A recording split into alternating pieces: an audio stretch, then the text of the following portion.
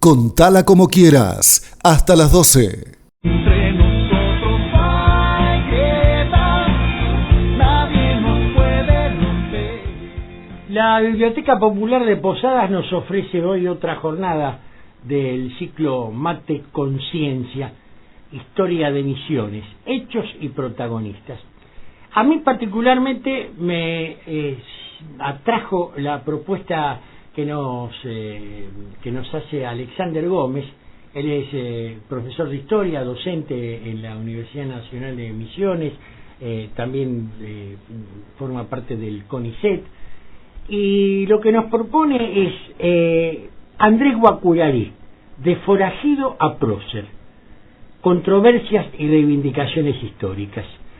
Tiene mucho que ver con la forma en que se hace historia, la forma en que construimos nuestros ideales, nuestros idearios e incluso a partir de ello nuestras identidades también, ¿no? Por eso nos pusimos en comunicación con Alex Gómez para invitar también a nuestros oyentes a sumarse a estos conocimientos. Alex, muy buen día, somos Mariquita Torres, Beto Cepa, gracias por atendernos. Hola, buen día. Hola, buenos días. ¿Qué tal? Bueno, ¿Podés levantar un poquito, lugar, un poquito la voz? Oportunidad para difundir este tipo de eventos. Y bueno, quería comentar entonces que, bueno, aprovecho para tirar la publicidad al principio, ¿no? Hoy a las 7 de la tarde vamos a estar exponiendo algunas de las investigaciones que hacemos en la universidad, en el ámbito de las ciencias sociales y humanas, en la Biblioteca Popular de Misiones, que queda por calle Córdoba, frente a California, sí, a las 7 de la tarde. Y bueno, es una invitación que está abierta para todo público, sean o no del ámbito académico. Y bueno, también es una buena oportunidad para difundir y comentar un poco lo que hacemos. Entrada gratuita, además. ¿Cómo? Entrada gratuita, además, digo. Sí, entrada gratuita, justamente. Así que bueno, me parece una más que buena oportunidad. Es un ciclo que ya tiene bastante trayectoria, sí. Es decir, se realizó durante los últimos 2 años. Y bueno, este año tiene la particularidad de que está enfocada puntualmente en la historia. Ya se hicieron ciclos anteriores y lo continuaremos haciendo hasta diciembre, que usualmente se va a hacer el último jueves de cada mes. Ajá, y sí, particularmente el día de hoy vamos a estar compartiendo panel con otros 2 investigadores de la facultad, como sí. lo son Oscar Daniel Cantero y Camila Carvalho. Ellos investigan cuestiones referidas a revisitar algunas cuestiones impuestas por la historia oficial y que la sociedad ya la asume como verdadera, y lo que vienen a hacer es un poco desmitificar, ¿no?, algunas concepciones o tópicos referidas a, por ejemplo, el siglo XIX como un espacio vacío, o la no presencia de afrodescendientes en misiones. Y bueno, una serie de temáticas que está bueno por ahí problematizar y sobre todo discutir con el público en general. Y en mi caso particular, como bien mencionaste, la cuestión que nos convoca es la figura de Andresito, una figura tan polémica, ¿no?, controversial además, pero sí, con la particularidad de que no voy a presentar solamente un recorrido histórico en torno a la importancia de Andresito, sino que me voy a enfocar en la forma de estudiar a este prócer. Bueno, justamente, Alex, permitime, porque una pregunta que yo me hago habitualmente, muchas veces la he expresado al aire, esa figura, bueno, hasta tiene una estatua gigante aquí en Posadas, está presente en cuanto despacho oficial encontremos en todos los municipios, y habitualmente me digo, ¿cuánto saben nuestros misioneros sobre de quién estamos hablando, de por qué estamos hablando de Andresito Guacullarí Artigas? Incluso me pregunto, ¿sabrán en qué época vivió?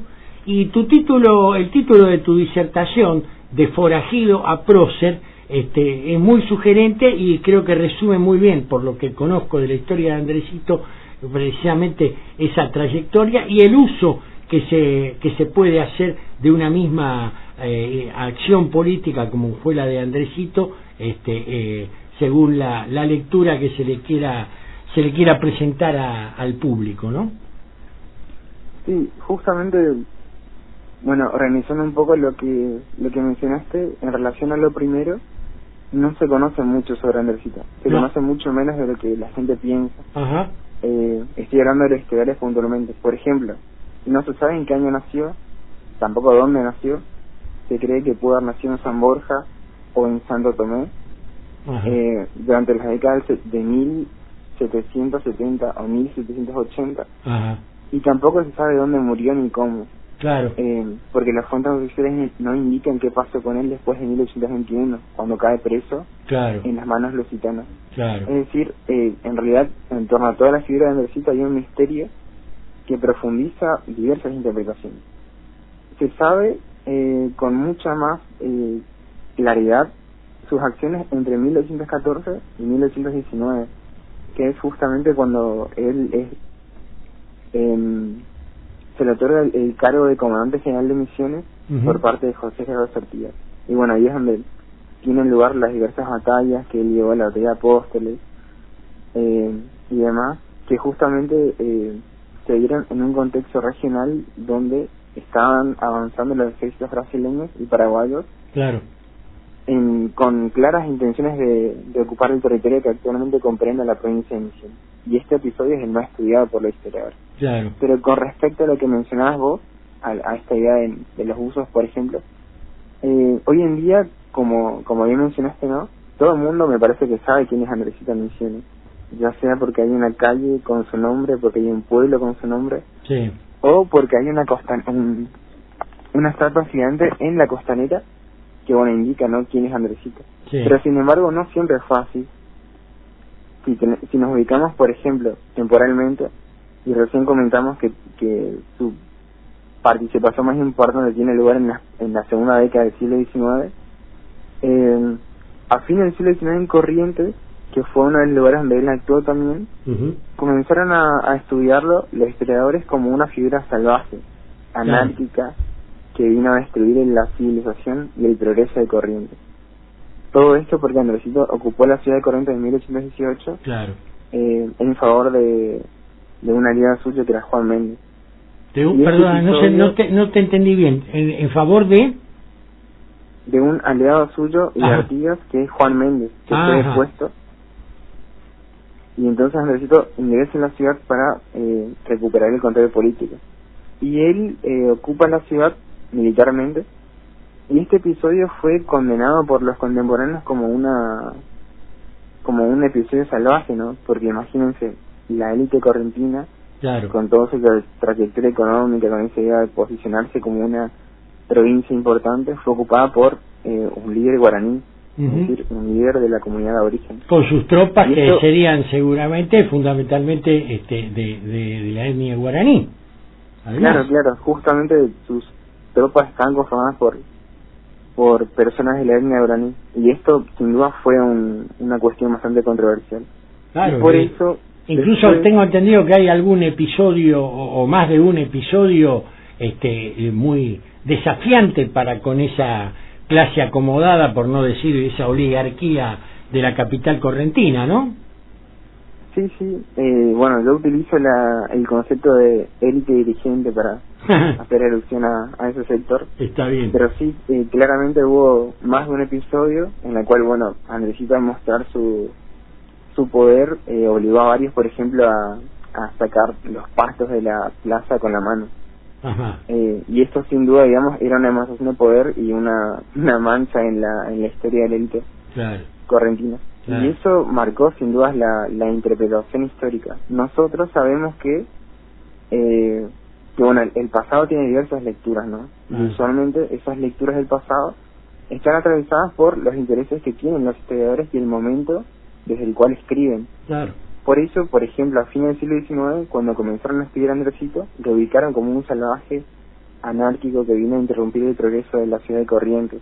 Y esta idea se instaló de manera bastante fuerte en la sociedad correntina sobre todo, pero también la misionera. Y a nivel nacional era un desconocido Andresito. Desconocido. Si en Corrientes se lo estudiaba como un salvaje, a nivel nacional directamente ni se lo mencionaba. Exacto. Cuando al menos para mí, que en ese en estos años que te voy a mencionar vivía en Buenos Aires. Para mí la figura de Andresito se hizo conocida allá recién por la década de 1970. No sé, para la historiografía, ¿cómo fue el proceso, Alex? Sí, bueno, como te mencioné entonces, si nos ubicamos temporalmente, a fines del siglo XIX, los historiadores lo empiezan a estudiar como un salvaje, sí, los correntinos. Sí, sí. Después en Misiones, a partir de las primeras 2 décadas del siglo XX, sobre todo personajes como Raimundo Fernández Ramos y su esposa Clotilde González de Fernández Ramos, comienzan a mencionarlo en sus obras como una persona que tuvo un papel relevante dentro del proceso revolucionario que fue la Revolución de Mayo, ¿no? Y ahí, bueno, comienza a construirse, digamos, una idea que después fue reforzada y construida casi de manera hegemónica por la Junta de Estudios Históricos de Misiones, que existe hasta hoy, pero que en su comienzo tenía una vinculación mucho más política con la sociedad, porque, y ahí tenemos que ubicarnos en contexto, Misiones fue territorio nacional desde 1881 hasta 1953. Claro.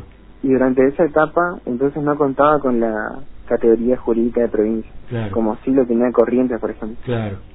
Y en la década del 40, sobre todo, comenzó a florecer un movimiento que se conoce como el movimiento provincialista, que, bueno, estaba nucleado sobre todo por intelectuales polifacéticos, es decir, personas que eran maestros, que eran abogados, que eran escritores, pero que además se daban el tiempo para escribir la historia, porque no había una historia profesional. Claro. Y en esos primeros relatos comenzaron a recuperar entonces la idea o la figura de Andrés Ucurari como un prócer. ¿Por qué comenzaron a reconstruir la figura de Andresito como un prócer? Porque ellos, en esa búsqueda por transformar a Misiones en provincia, necesitaban que Misiones tenga, ¿no?, un emblema que pueda identificarse con todos los atributos y elementos necesarios de la identidad misionera. Claro. Ya, esto es lo que pasó en muchas provincias, en muchos lugares. Claro. De hecho, a nivel nacional, digamos, en el siglo XIX, los historiadores comenzaron a poner a San Martín, a Belgrano, a Sarmiento, ¿no?, como esos héroes que construyeron la nación. De manera similar, las provincias hicieron lo propio. Claro. Por ejemplo, el caso más conocido es Güemes en Salta, o es Ramírez en Entre Ríos. En Entre Ríos, en Santa Fe. Claro. Después tenés Artigas en la banda oriental, lo que hoy es Uruguay, por ejemplo. Sí, sí. O incluso Corrientes elaboró su propio panteón de deberes provinciales, ¿no?, con San Martín en la cabeza, obviamente. Y bueno, esto es algo que se replicó en Misiones, y ellos eligieron la figura de Andresito. Es decir, esta elección, digamos, es netamente arbitraria. Podían haber elegido a muchas personas para construir ese héroe, pero sin embargo eligieron la figura de Andresito por una razón, que es lo que yo trabajé en mi tesis, y que, bueno, yo considero que eligieron a Andresito porque en su figura estaban presentes algunos elementos que hacen a la construcción de la identidad misionera. Por ejemplo, estaba presente en el momento revolucionario rioplatense. Claro. En segundo lugar, defendió a los territorios que actualmente es Misiones, claro, de las invasiones brasileras y paraguayas. Y por otra parte, era parte de la etnia guaraní, es decir, podía establecerse ahí una especie de vinculación entre ese presente misionero, digamos, y las antiguas misiones jesuíticas que tuvieron lugar en la región ya desde el siglo XVI en adelante. Entonces, estas dimensiones hicieron a Andresito como el prototipo ideal para construir sobre su accionar un héroe. Y esto fue lo que terminó sucediendo, que después comenzó, digamos, como algo local, es decir, a través de publicaciones historiográficas, después la emergencia de monumentos, de calles, de discursos escolares, de efemérides, como lo tenemos hoy en día. Y en la década del 70, sobre todo, se produce un disparo, si se quiere, hacia la historiografía nacional, sobre todo a través de una publicación de una de los historiadores de la Junta en la revista Todos Historia, que es una revista muy conocida en la historia, que es divulgación y de tirada nacional. Y esto pone en el eje nacional a la figura de Andrés Ucurari. Y ahí, bueno, después todo lo que sabemos. Este proceso es recuperado en las últimas 2 décadas, sobre todo, por un partido político, que es la Renovación, y bueno, ellos recuperan a la figura de Andrés Cuararí ya con toda esa construcción histórica, ¿no?, que hicieron desde la Junta, y ahí bueno, es cuando florece en todas partes, ya sea en manuales escolares, en la costanera, en las calles, en la formación de... la localidad de Andresito, por ejemplo, es una de las últimas localidades que se fundaron en Misiones. Claro. Y bueno, ella la fundó la dictadura, esa. Comandante Andresito. Justamente, al ser tan cercana al tiempo, digamos, lleva el nombre del héroe Andresito. Ahora, perdón, nada, quiero aportarle acá a lo que decías, Beto, no sé si él te llegó a escuchar, pero la localidad de Comandante Andresito junto a Integración fueron fundadas por la dictadura cívico-militar, lo cual no la hace menos importante, digo, pero como una referencia de que no es una localidad ni recreada en estos últimos años, y que en realidad fue una convocatoria a poblar aquella zona de la región en esa lógica de los militares, claro, bueno, de poblar las fronteras, lo cual no estaba mal, digo, pero fue de esa época, con una hipótesis de conflicto que tenía a Brasil, claro, como el principal, la principal amenaza, ¿no? Sí, tal cual. Fue la dictadura en ese sentido fue insistente con ese argentinos poblemos nuestras fronteras, claro, una de sus consignas, ¿no? Para evitar los conflictos que suponía que íbamos a tener con Brasil, como pasaba en toda la zona de cordilleras. Bueno, las radios nacionales las crearon en muchas de ellas durante la dictadura en zonas de fronteras, por eso no hay radios nacionales prácticamente en las capitales de provincia, y sí en ciudades, qué sé yo, como Santo Tomé, por ejemplo, que está ahí enfrente de Brasil, y no en Corrientes capital, o como en Puerto Iguazú y no en Posadas, ¿no? Claro. Ahora, Alex, te quería consultar porque, bueno, Andresito, Guacurarí y Artigas,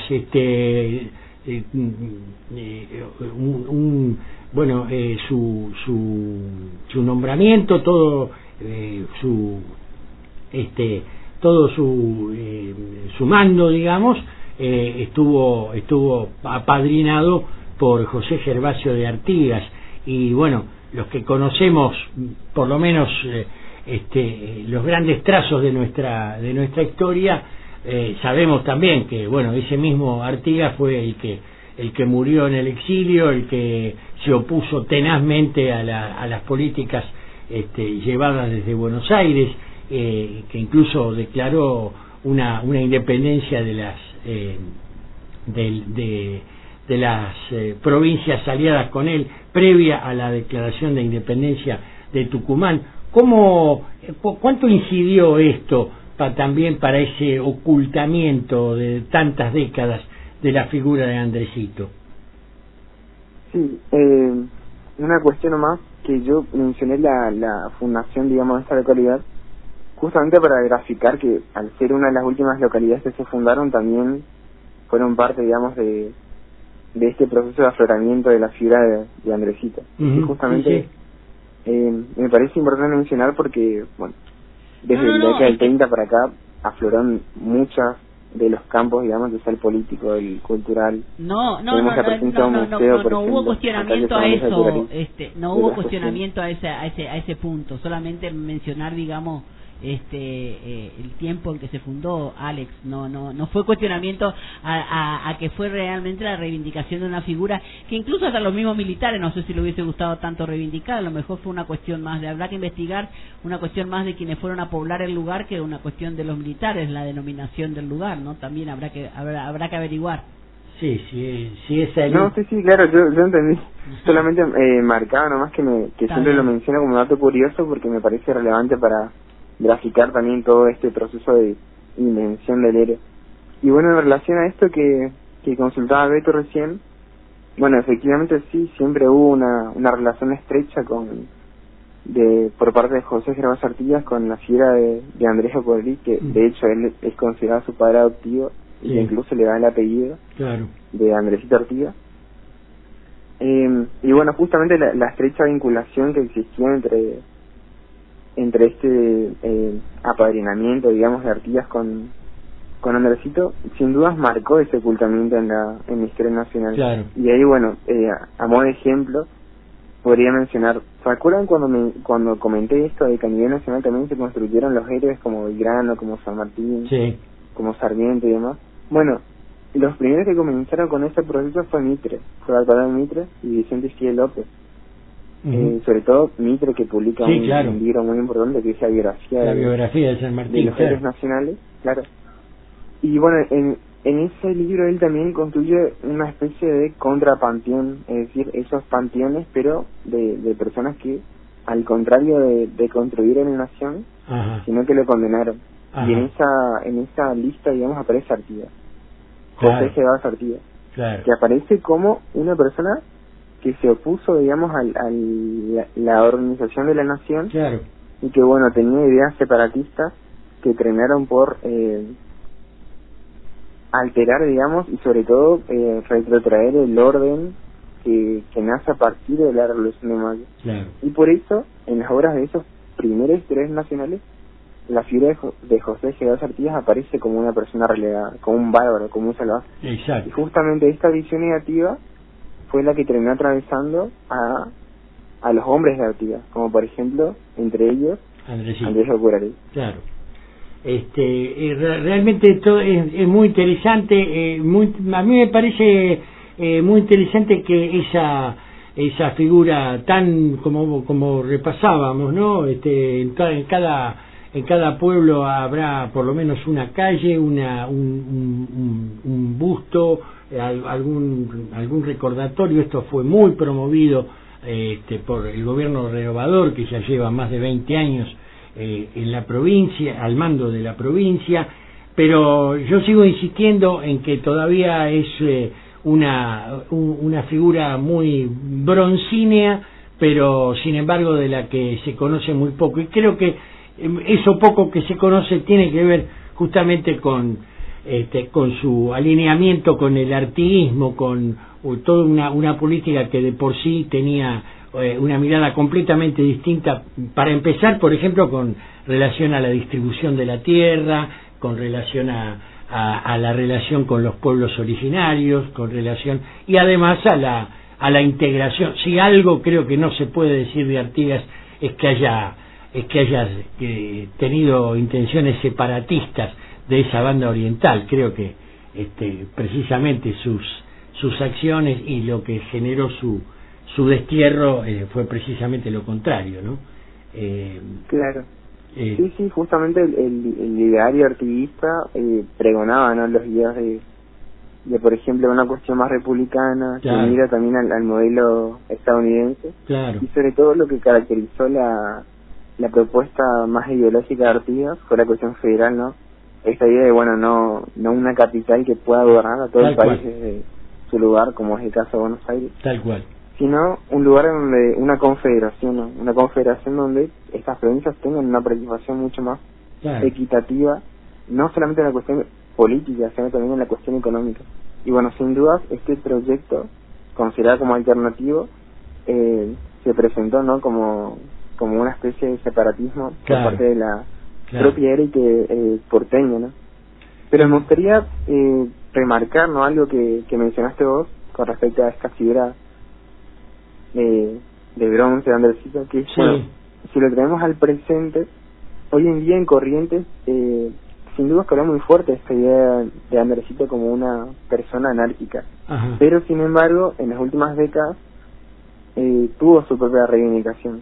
Es decir, por más de que algunos sectores lo siguen considerando como un salvaje, también hubo una especie de reivindicación, sobre todo en la zona de la costa del Uruguay. Y ahí, bueno, a mí me gusta mencionar a modo de ejemplo que recientemente, en diciembre del año pasado, por ejemplo, hubo una tormenta muy fuerte que derribó una estatua de Andresito en la costanera de la ciudad de Corrientes.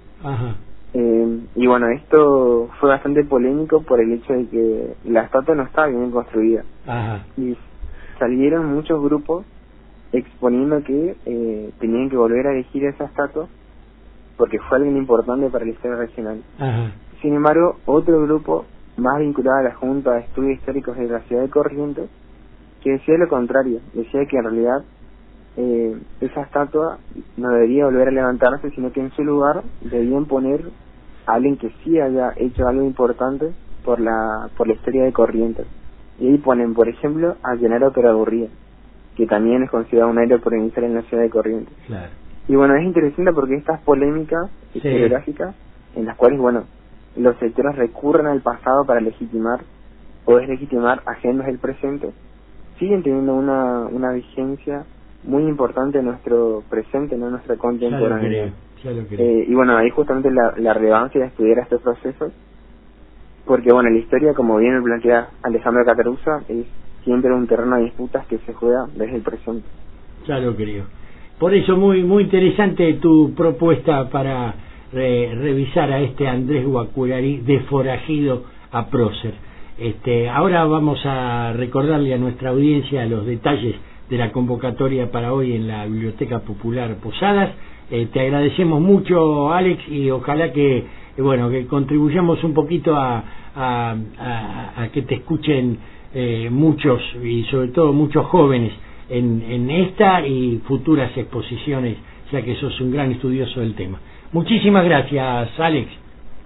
No, por favor, gracias a ustedes por darme el espacio para comentar sobre esto. Y bueno, repito la invitación, si me permiten. Sí, dale. Hoy a las 7 de la tarde en la Biblioteca Popular, por calle Córdoba, frente a El California, una mesa integrada por 3 personas, que hablaremos sobre diversas cuestiones, y entre ellas esta polémica historiográfica en torno a Andrés Guacuararí. Todos invitados, es para todo público, y la entrada es libre y gratuita, así que los esperamos. Dale. Muchísimas gracias. Al contrario, un abrazo, Alex, un gusto. Un gusto, hasta luego. Nosotros vamos más alto.